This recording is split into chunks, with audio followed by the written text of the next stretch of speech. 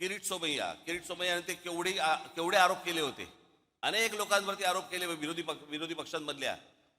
आज ज्यांच्यावरती आरोप केलेत ना, ते सगळे आज मंत्रिमंडळात आहेत किंवा भारतीय जनता पक्षासोबत आहेत. त्यांना नाही कोणी विचारलं की भूमिका बदलली का, काय बदललं.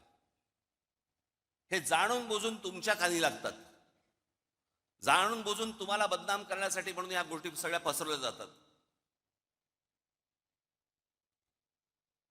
शिवसेनेचा ज्यावेळेला जन्म झाला 1966 साली, त्याच्यानंतर पहिली जी निवडणूक लढवली ती प्रजा समाजवादी पक्षाबरोबर लढवली. त्या निवडणुकीनंतर मुस्लिम लीग बरोबर युती पण केली होती.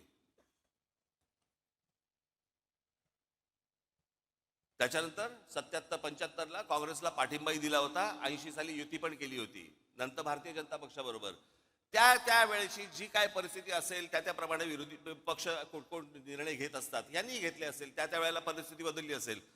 पण त्यांची ती बदललेली परिस्थिती, हे ह्यांचं बरं आहे, ह्यांनी केलं की प्रेम, आम्ही केला की बलात्कार.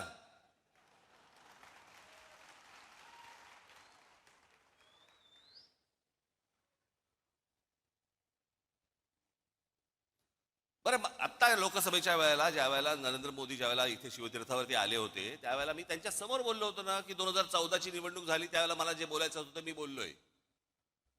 2017ची निवडणूक झाली त्यावेळेला मला जे म्हणायचं होतं ते मी म्हणून झालेलं आहे. मी असं काही बोललो का की मी ते काही बोललोच नव्हतो, मी असं काही म्हणालोच नव्हतो, असं काही बोललो का? माझं बोलून झालंय, एकदा सुटलं की सुटलं.